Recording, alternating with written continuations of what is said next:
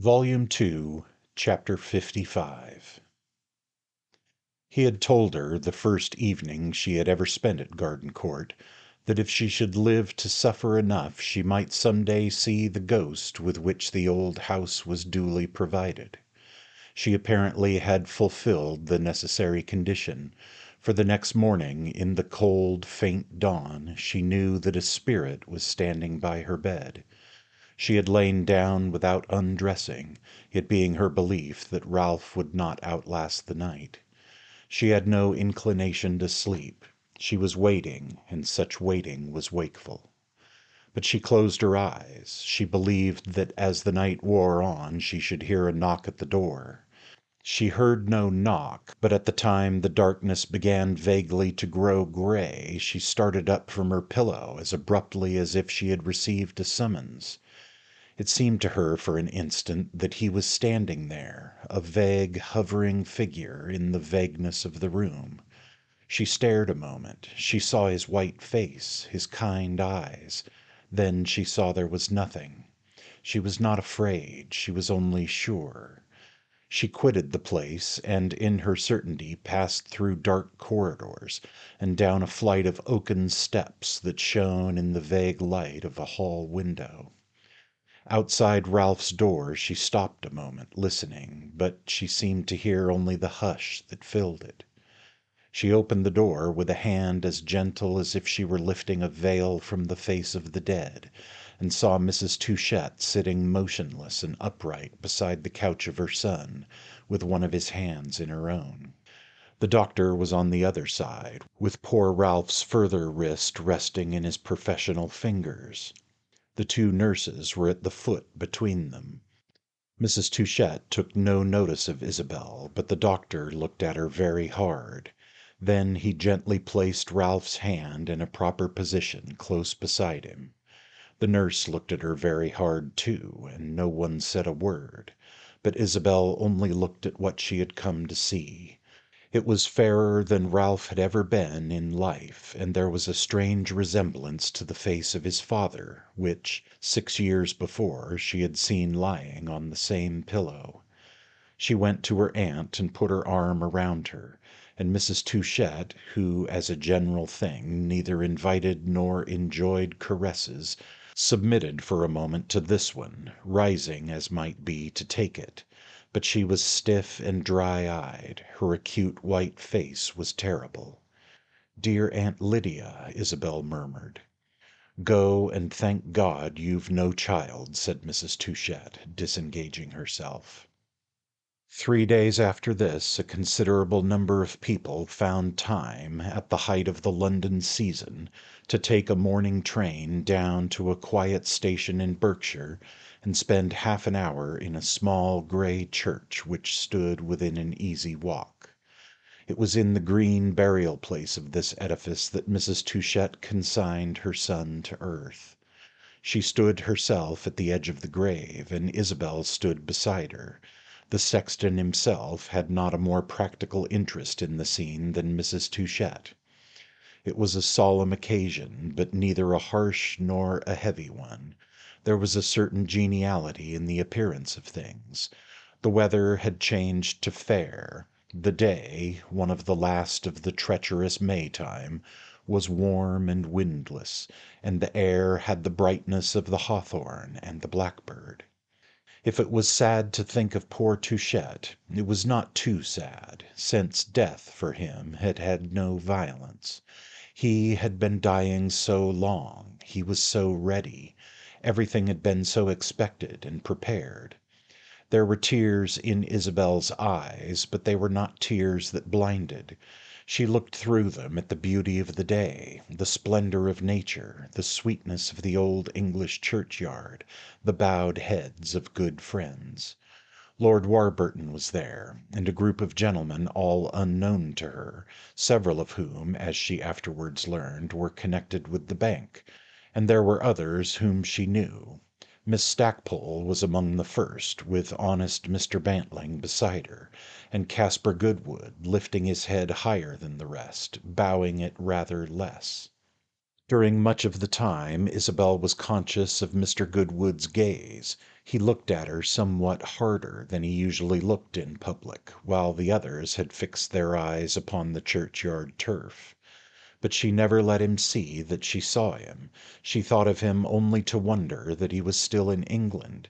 She found she had taken for granted that after accompanying Ralph to Gardencourt he had gone away. She remembered how little it was a country that pleased him. He was there, however, very distinctly there, and something in his attitude seemed to say that he was there with a complex intention. She wouldn't meet his eyes, though there was doubtless sympathy in them. He made her rather uneasy.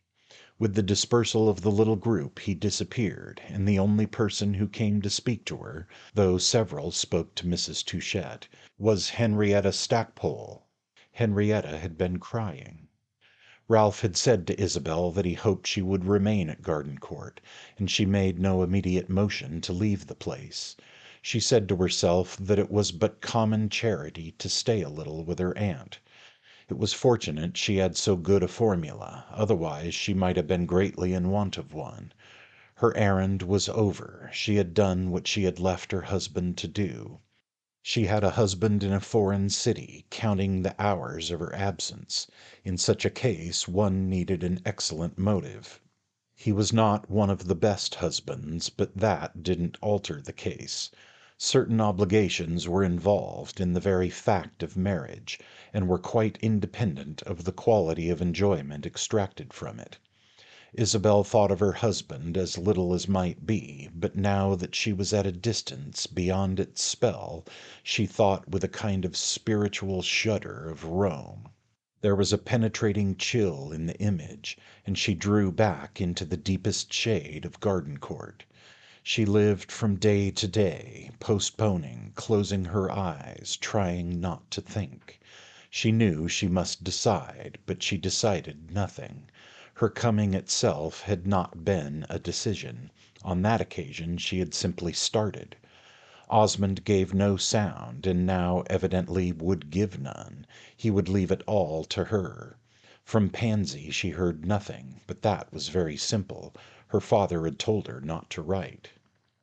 Mrs. Touchett accepted Isabel's company, but offered her no assistance. She appeared to be absorbed in considering, without enthusiasm, but with perfect lucidity, the new conveniences of her own situation.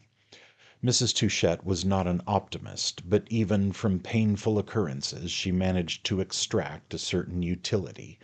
This consisted in the reflection that, after all, such things happened to other people and not to herself. Death was disagreeable, but in this case it was her son's death, not her own. She had never flattered herself that her own would be disagreeable to anyone but Mrs. Touchett. She was better off than poor Ralph, who had left all the commodities of life behind him, and indeed all the security, since the worst of dying was, to Mrs. Touchett's mind, that it exposed one to be taken advantage of. For herself she was on the spot. There was nothing so good as that. She made known to Isabel very punctually, it was the evening her son was buried, several of Ralph's testamentary arrangements. He had told her everything, had consulted her about everything. He left her no money. Of course she had no need of money. He left her the furniture of Gardencourt, exclusive of the pictures and books and the use of the place for a year, after which it was to be sold. The money produced by the sale was to constitute an endowment for a hospital for poor persons suffering from the malady of which he died, and of this portion of the will Lord Warburton was appointed executor.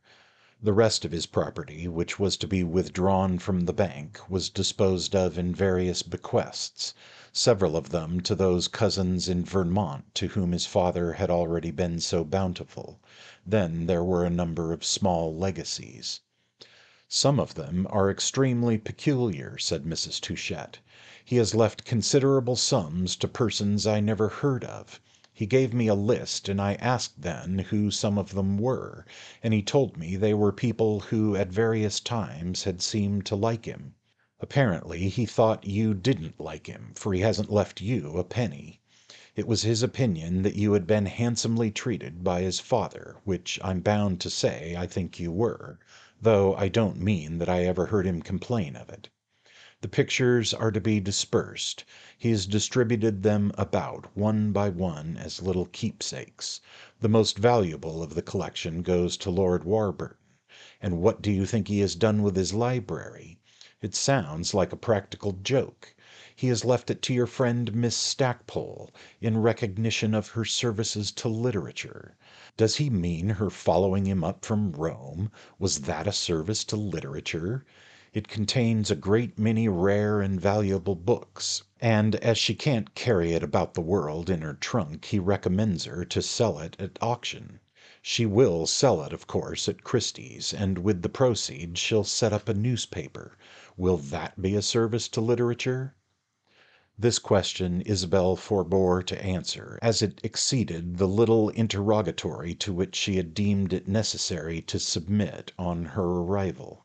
Besides, she had never been less interested in literature than today, as she found when she occasionally took down from the shelf one of the rare and valuable volumes of which Mrs. Touchett had spoken. She was quite unable to read. Her attention had never been so little at her command. One afternoon in the library, about a week after the ceremony in the churchyard, she was trying to fix it for an hour, but her eyes often wandered from the book in her hand to the open window which looked down the long avenue. It was in this way that she saw a modest vehicle approach the door, and perceived Lord Warburton sitting, in rather an uncomfortable attitude, in a corner of it. He had always had a high standard of courtesy, and it was therefore not remarkable, under the circumstances, that he should have taken the trouble to come down from London to call on Mrs. Touchett. It was of course Mrs. Touchett he had come to see, and not Mrs. Osmond, and to prove to herself the validity of this thesis, Isabel presently stepped out of the house and wandered away into the park. Since her arrival at Gardencourt she had been but little out of doors, the weather being unfavourable for visiting the grounds. This evening, however, was fine, and at first it struck her as a happy thought to have come out. The theory I have just mentioned was plausible enough, but it brought her little rest, and if you had seen her pacing about you would have said she had had a bad conscience. She was not pacified when, at the end of a quarter of an hour, finding herself in view of the house, she saw Mrs. Touchett emerge from the portico accompanied by her visitor. Her aunt had evidently proposed to Lord Warburton that they should come in search of her. She was in no humour for visitors, and if she had had a chance would have drawn back behind one of the great trees. But she saw she had been seen, and that nothing was left her but to advance. As the lawn at Gardencourt was a vast expanse, this took some time, during which she observed that, as he walked beside his hostess, Lord Warburton kept his hands rather stiffly behind him, and his eyes upon the ground. Both persons apparently were silent, but Mrs. Touchett's thin little glance, as she directed it toward Isabel, had even at a distance an expression. It seemed to say, with cutting sharpness, "Here's the eminently amenable nobleman you might have married." When Lord Warburton lifted his own eyes, however, that was not what they said. They only said, "This is rather awkward, you know, and I depend upon you to help me." He was very grave, very proper, and, for the first time since Isabel had known him, greeted her without a smile. Even in his days of distress he had always begun with a smile. He looked extremely self-conscious. "Lord Warburton has been so good as to come out to see me," said Mrs. Touchett. "He tells me he didn't know you were still here. I know he's an old friend of yours, and as I was told you were not in the house, I brought him out to see for himself." "Oh, I saw there was a good train at 6:40 that would get me back in time for dinner," Mrs. Touchett's companion rather irrelevantly explained. "I'm so glad to find you've not gone." "I'm not here for long, you know," Isabel said with a certain eagerness. "I suppose not, but I hope it's for some weeks. You came to England sooner than you thought?" "Yes, I came very suddenly."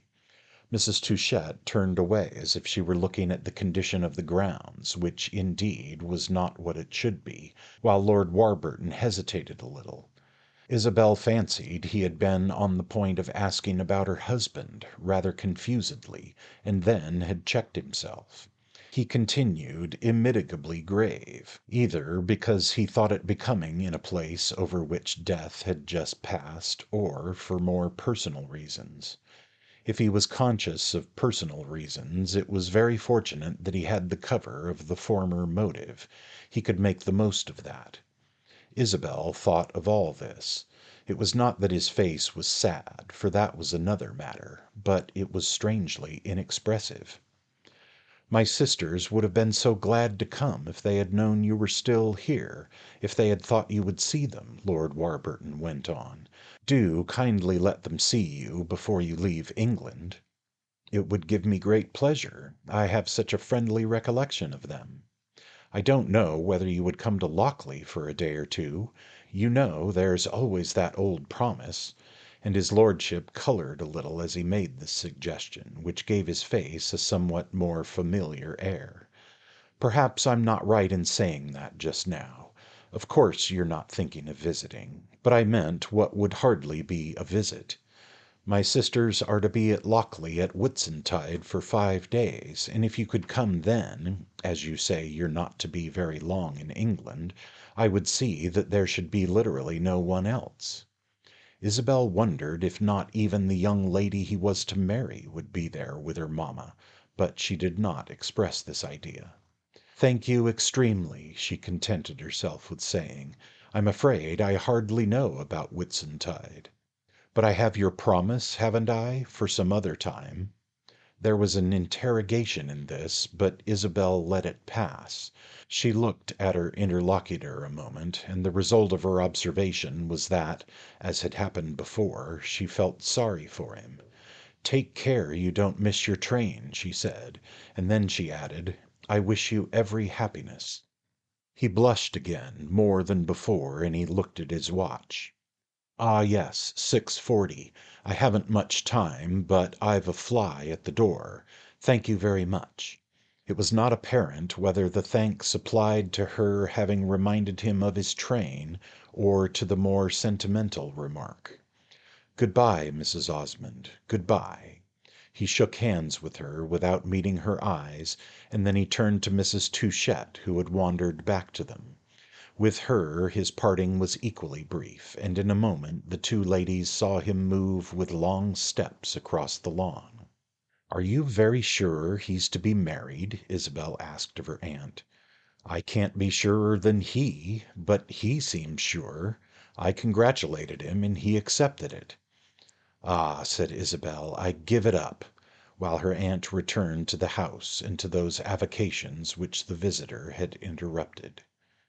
She gave it up, but she still thought of it while she strolled again under the great oaks whose shadows were long upon the acres of turf. At the end of a few minutes she found herself near a rustic bench, which, a moment after she had looked at it, struck her as an object recognized.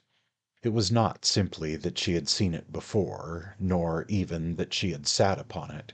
It was that on this spot something important had happened to her, that the place had an air of association. Then she remembered that she had been sitting there 6 years before, when a servant brought her from the house the letter in which Caspar Goodwood informed her that he had followed her to Europe, and that when she read the letter she looked up to hear Lord Warburton announcing that he should like to marry her. It was indeed an historical and interesting bench. She stood and looked at it as if it might have something to say to her. She wouldn't sit down on it now. She felt rather afraid of it. She only stood before it, and while she stood the past came back to her in one of those rushing waves of emotion by which persons of sensibility are visited at odd hours. The effect of this agitation was a sudden sense of being very tired, under the influence of which she overcame her scruples and sank into the rustic seat. I have said that she was restless and unable to occupy herself, and whether or no, if you had seen her there, you would have admired the justice of the former epithet, you would at least have allowed that at this moment she was the image of a victim of idleness. Her attitude had a singular absence of purpose. Her hands, hanging at her sides, lost themselves in the folds of her black dress. Her eyes gazed vaguely before her. There was nothing to recall her to the house. The two ladies, in their seclusion, dined early and had tea at an indefinite hour. How long she sat in this position she could not have told you, but the twilight had grown thick when she became aware that she was not alone. She quickly straightened herself, glancing about, and then saw what had become of her solitude. She was sharing it with Caspar Goodwood, who stood looking at her a few yards off, and whose footfall on the unresonant turf as he came near she had not heard. It occurred to her in the midst of this that it was just so Lord Warburton had surprised her of old. She instantly rose, and as soon as Goodwood saw he was seen, he started forward. She had had time only to rise, when, with a motion that looked like violence, but felt like she knew not what, he grasped her by the wrist and made her sink again into the seat. She closed her eyes. He had not hurt her, it was only a touch, which she had obeyed, but there was something in his face that she wished not to see. That was the way he had looked at her the other day in the churchyard, only at present it was worse. He said nothing at first. She only felt him close to her, beside her on the bench, and pressingly turned to her. It almost seemed to her that no one had ever been so close to her as that. All this, however, took but an instant, at the end of which she had disengaged her wrist, turning her eyes upon her visitant. "You frightened me," she said. "I didn't mean to," he answered, "but if I did a little, no matter. I came from London a while ago by the train, but I couldn't come here directly. There was a man at the station who got ahead of me. He took a fly that was there, and I heard him give the order to drive here. I don't know who he was, but I didn't want to come with him. I wanted to see you alone. So I've been waiting and walking about. I've walked all over, and I was just coming to the house when I saw you here. There was a keeper or someone who met me, but that was all right, because I had made his acquaintance when I came here with your cousin. Is that gentleman gone? Are you really alone? I want to speak to you." Goodwood spoke very fast. He was as excited as when they had parted in Rome. Isabel had hoped that condition would subside, and she shrank into herself as she perceived that, on the contrary, he had only let out sail. She had a new sensation. He had never produced it before. It was a feeling of danger. There was indeed something really formidable in his resolution. She gazed straight before her. He, with a hand on each knee, leaned forward, looking deeply into her face. The twilight seemed to darken round them. "I want to speak to you," he repeated. "I've something particular to say. I don't want to trouble you as I did the other day in Rome. That was of no use. It only distressed you. I couldn't help it. I knew I was wrong. But I'm not wrong now. Please don't think I am," he went on with his hard, deep voice, melting a moment into entreaty. "I came here today for a purpose. It's very different. It was vain for me to speak to you then, but now I can help you." She couldn't have told you whether it was because she was afraid, or because such a voice in the darkness seemed of necessity a boon, but she listened to him as she had never listened before. His words dropped deep into her soul. They produced a sort of stillness in all her being, and it was with an effort in a moment that she answered him. "How can you help me?" she asked in a low tone, as if she were taking what he had said seriously enough to make the enquiry in confidence. "By inducing you to trust me. Now I know. Today I know. Do you remember what I asked you in Rome? Then I was quite in the dark. But today I know on good authority everything's clear to me today. It was a good thing when you made me come away with your cousin. He was a good man, a fine man, one of the best. He told me how the case stands for you. He explained everything. He guessed my sentiments. He was a member of your family, and he left you, so long as you should be in England, to my care, said Goodwood, as if he were making a great point. Do you know what he said to me the last time I saw him, as he lay there where he died? He said, "Do everything you can for her. Do everything she'll let you." Isabel suddenly got up. "You had no business to talk about me." "Why not? Why not when we talked in that way?" he demanded, following her fast. "And he was dying. When a man's dying, it's different." She checked the movement she had made to leave him. She was listening more than ever. It was true that he was not the same as the last time. That had been aimless, fruitless passion, but at present he had an idea which she scented in all her being. "But it doesn't matter," he exclaimed, pressing her still harder, though now without touching a hem of her garment. "If Touchette had never opened his mouth I should have known all the same. I had only to look at you at your cousin's funeral to see what's the matter with you. You can't deceive me any more. For God's sake, be honest with a man who's so honest with you. You're the most unhappy of women, and your husband's the deadliest of fiends." She turned on him as if he had struck her. "Are you mad?" she cried.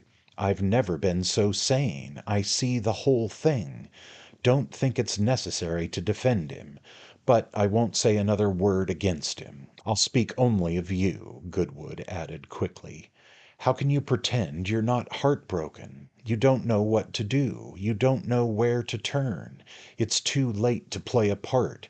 Didn't you leave all that behind you in Rome? Touchette knew all about it, and I knew it too, what it would cost you to come here. It will have cost you your life? Say it will," and he flared almost into anger. "Give me one word of truth. When I know such horror as that, how can I keep myself from wishing to save you? What would you think of me if I should stand still and see you go back to your reward? It's awful what she'll have to pay for it. That's what Touchette said to me. I may tell you that, mayn't I? He was such a near relation," cried Goodwood, making his queer, grim point again. "I'd sooner have been shot than let another man say those things to me, but he was different. He seemed to me to have the right. It was after he got home, when he saw he was dying, and when I saw it too. I understand all about it. You're afraid to go back. You're perfectly alone. You don't know where to turn. You can't turn anywhere. You know that perfectly. Now it is, therefore, that I want you to think of me." "To think of you," Isabel said, standing before him in the dusk. The idea, of which she had caught a glimpse a few minutes before, now loomed large. She threw back her head a little. She stared at it as if it had been a comet in the sky. "You don't know where to turn. Turn straight to me. I want to persuade you to trust me," Goodwood repeated. And then he paused with his shining eyes. "Why should you go back? Why should you go through that ghastly form?" "To get away from you," she answered. But this expressed only a little of what she felt. The rest was that she had never been loved before. She had believed it, but this was different. This was the hot wind of the desert, at the approach of which the others dropped dead like mere sweet airs of the garden. It wrapped her about, it lifted her off her feet, while the very taste of it, as of something potent, acrid, and strange, forced open her set teeth. At first, in rejoinder to what she had said, it seemed to her that he would break out into greater violence, but after an instant he was perfectly quiet. He wished to prove he was sane, that he had reasoned it all out. "I want to prevent that, and I think I may, if you'll only for once listen to me. It's too monstrous of you to think of sinking back into that misery, of going to open your mouth to that poisoned air. It's you that are out of your mind. Trust me as if I had the care of you. Why shouldn't we be happy when it's here before us, when it's so easy? I'm yours forever, forever and ever. Here I stand. I'm as firm as a rock. What have you to care about? You've no children. That perhaps would be an obstacle. As it is, you've nothing to consider. You must save what you can of your life. You mustn't lose it all simply because you've lost a part. It would be an insult to you to assume that you care for the look of the thing, for what people will say, for the bottomless idiocy of the world. We've nothing to do with all that. We're quite out of it. We look at things as they are. You took the great step in coming away. The next is nothing. It's the natural one. I swear as I stand here that a woman deliberately made to suffer is justified in anything in life, in going down into the streets if that will help her. I know how you suffer, and that's why I'm here. We can do absolutely as we please. To whom under the sun do we owe anything? What is it that holds us? What is it that has the smallest right to interfere in such a question as this? Such a question is between ourselves, and to say that is to settle it. Were we born to rot in our misery? Were we born to be afraid? I never knew you afraid. If you'll only trust me, how little you will be disappointed. The world's all before us, and the world's very big. I know something about that. Isabel gave a long murmur like a creature in pain. It was as if he were pressing something that hurt her. "The world's very small," she said at random. She had an immense desire to appear to resist. She said it at random, to hear herself say something, but it was not what she meant. The world, in truth, had never seemed so large. It seemed to open out all round her, to take the form of a mighty sea where she floated in fathomless waters. She had wanted help, and here was help. It had come in a rushing torrent. I know not whether she believed everything he said, but she believed just then that to let him take her in his arms would be the next best thing to her dying. This belief for a moment was a kind of rapture in which she felt herself sink and sink. In the movement she seemed to beat with her feet in order to catch herself, to feel something to rest on. "Ah, be mine as I'm yours," she heard her companion cry. He had suddenly given up argument, and his voice seemed to come, harsh and terrible, through a confusion of vaguer sounds. This, however, of course, was but a subjective fact, as the metaphysicians say. The confusion, the noise of waters, all the rest of it were in her own swimming head. In an instant she became aware of this. "Do me the greatest kindness of all," she panted. "I beseech you to go away." "Ah, don't say that! Don't kill me!" he cried. She clasped her hands. Her eyes were streaming with tears. "As you love me, as you pity me, leave me alone." He glared at her a moment through the dusk, and the next instant she felt his arms about her and his lips on her own lips. His kiss was like white lightning, a flash that spread and spread again and stayed. And it was extraordinarily as if, while she took it, she felt each thing in his hard manhood that had least pleased her, each aggressive fact of his face, his figure, his presence, justified of its intense identity, and made one with this act of possession. So had she heard of those wrecked and under water following a train of images before they sink. But when darkness returned she was free. She never looked about her, she only darted from the spot. There were lights in the windows of the house. They shone far across the lawn. In an extraordinarily short time, for the distance was considerable, she had moved through the darkness, for she saw nothing, and reached the door. Here only she paused. She looked all about her. She listened a little. Then she put her hand on the latch. She had not known where to turn, but she knew now. There was a very straight path. 2 days afterwards Caspar Goodwood knocked at the door of the house in Wimpole Street in which Henrietta Stackpole occupied furnished lodgings. He had hardly removed his hand from the knocker when the door was opened and Miss Stackpole herself stood before him. She had on her hat and jacket. She was on the point of going out. "Oh, good morning," he said. "I was in hopes I should find Mrs. Osmond." Henrietta kept him waiting a moment for her reply, but there was a good deal of expression about Miss Stackpole even when she was silent. "Pray, what led you to suppose she was here?" "I went down to Gardencourt this morning, and the servant told me she had come to London. He believed she was to come to you." Again Miss Stackpole held him, with an intention of perfect kindness, in suspense. "She came here yesterday and spent the night, but this morning she started for Rome." Caspar Goodwood was not looking at her. His eyes were fastened on the doorstep.